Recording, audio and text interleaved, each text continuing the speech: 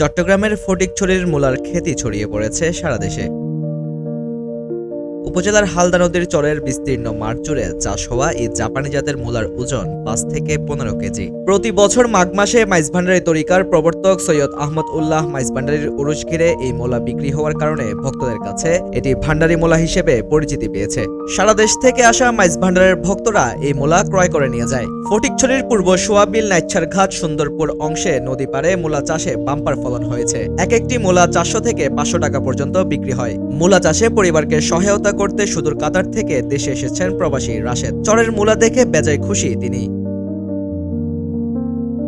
প্রবাসের চাকরি ছেড়ে দেশে এসে মূলা চাষে সফলতা পেয়েছেন ২৮ বছর বয়সী যুবক সোহেল। তিনি বলেন, গত বছর ১ লাখ টাকা খরচ করে ৩.৫ লাখ টাকার মূলা বিক্রি করেছিলাম। এবছরও হালদার পাড়ে ভান্ডারি মূলা, লাল আলু, মরিচ, মিষ্টি কুমড়া সহ বিভিন্ন মৌসুমী সবজি চাষ করেছি। ৪ বছর ধরে উরুশের মেলায় ভান্ডারি মূলা বিক্রি করে লাভবান হয়েছি। আমি আগে প্রবাসে থাকতাম দুবাইয়ের মধ্যে, তো দুবাইতে দেখতেছি ওখান থেকে এখানে ভালো, তো মূলাটা করার জন্য আমি প্রতি বছরে আমার একটা ইনকাম আছে এখানে ২ থেকে ৩ লক্ষ টাকা পর্যন্ত আমি মূল্য বিক্রি করতাম। তো আলহামদুলিল্লাহ এবছর আরো বেশি বিক্রি করার আশা আছে আমার। বিশাল আকৃতির এই মূলা দেখতে যেমন সুন্দর, খেতেও তেমন স্বাদ, জানিয়েছেন জয়নাল আবেদিন। আর যারা মাইজভান্ডার শরীফে আসে উরুস উপলক্ষে, তারা এই মূলা কিনে নিয়ে যায়। তো আমরা চেষ্টা করছি, আমরা ফটিকছড়িবাসী হিসেবে আমাদের যেসব কৃষক ভাইরা রয়েছে তারা এই মূলা উৎপাদন করে আলহামদুলিল্লাহ ভালোই লাভবান হচ্ছে। যেমন এই মূলাটির দাম আমার কাছে হাঁকা হয়েছে ৫৫০ টাকা। তো ও তো আমার এলাকার ছেড়ে, আমার কাছ থেকে আর কিছু ডিসকাউন্ট দিয়ে আমি এটা অবশ্যই নিয়ে যাব।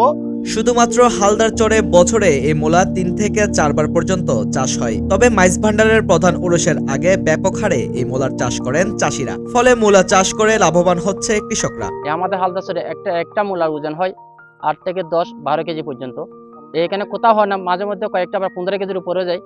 তো এবং অনেকজন চাই, মানে অনেক ডিস্ট্রিক্টের অনেক থানার অনেকজন চাই এরকম ভান্ডারি মূলা করার জন্য।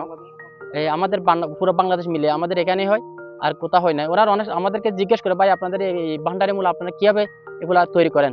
যে ভাই আসলে এটা ভান্ডারের একটা আশীর্বাদ, যার কারণে আমাদের এই হালদা চরে হয়, ফটিকছড়িতে আর কোথাও হয় না। অন্যান্য এলাকার চাইতে হালদার চরের মাটির গুণাগুণ বেশি। নদীর পলি মাটির উর্বরতা ও হাইব্রিড জাতের বৈশিষ্ট্যের কারণে মূলার আকৃতি বড় হয়। ফটিকছড়ির যে মূলা, এই মূলাটি আসলে একটি উন্নত একটা জাতের মূলা, এবং বিশেষ করে ফটিকছড়ির আবহাওয়া এবং ফটিকছড়ির মাটিতে এই মূলাটি ভালো হয়, এবং বাংলাদেশে উন্নত এই মূলা দেখা যায় না।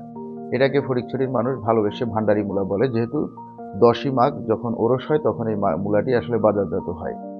গত বছর আমার জানা মতে ৩৫০ হেক্টরের মতন মূলা চাষ হয়েছে। এবার সেটি প্রায় ৪৫০ হেক্টর মূলা চাষ হয়েছে, এবং প্রায় আমার হিসাবে প্রায় ১০ কোটি টাকার মূলার ব্যবসা হবে এবারও।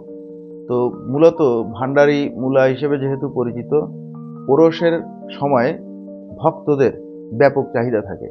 এই কারণে দেখা যায় যে বাংলাদেশের উন্নত এই মূলাগুলো কিন্তু সরবরাহ হয় না, অন্যান্য জায়গায় সরবরাহ হয় না। আমাদের যে প্ল্যান আছে সরকারিভাবে, সেটা হচ্ছে এই মূলাটিকে আসলে একটু ব্র্যান্ডিং করে বাংলাদেশের বিভিন্ন স্থানে সরবরাহ করার ব্যবস্থা নেওয়া। দেশের নানা প্রান্ত থেকে আগত ভক্তরা এই মূলা ক্রয় করে নিয়ে যাওয়ায় দেশ জুড়ে এর খ্যাতি দিন দিন বেড়ে চলেছে। ফটিকছড়ির প্রতিনিধি আলমগীর নিশানের তথ্যচিত্রে CHD নিউজ 24।